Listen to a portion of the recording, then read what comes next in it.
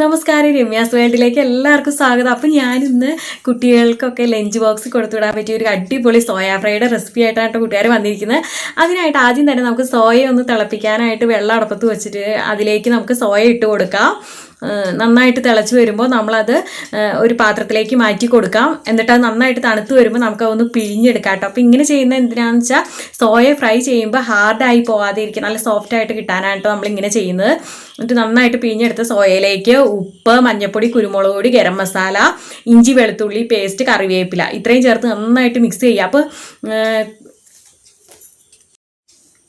മുളക് പൊടി മാത്രം കുറച്ച് കൂടുതൽ എടുത്താൽ മതി കേട്ടോ, ബാക്കിയെല്ലാം സ്വല്പം എടുത്താൽ മതി. എന്നിട്ട് ഇങ്ങനെ മിക്സ് ചെയ്തിട്ട് ഒരു 10 മിനിറ്റ് വച്ചേക്കാം കേട്ടോ. എന്നിട്ട് നമ്മൾ വെളിച്ചെണ്ണ ചൂടാക്കി അതിലേക്ക് ഇട്ട് നമുക്ക് സോയ ഫ്രൈ ചെയ്തെടുക്കാം. അപ്പോൾ തീ കൂട്ടി വെച്ച് തന്നെ നമ്മൾ ഫ്രൈ ചെയ്തെടുക്കണം കേട്ടോ. എന്താണെന്ന് വെച്ചാൽ അല്ലെങ്കിൽ സോയ എണ്ണ കുടിക്കാൻ സാധ്യതയുണ്ട്. അപ്പോൾ ഫ്ലെയിം കൂട്ടി വെച്ചിട്ട് നമ്മൾ ഫ്രൈ ചെയ്തെടുക്കാം. അപ്പോൾ അടിപൊളി നമ്മുടെ സോയ ഫ്രൈ ഇവിടെ റെഡി. കുട്ടികൾക്കൊക്കെ ഒത്തിരി ഇഷ്ടമാവും കേട്ടോ.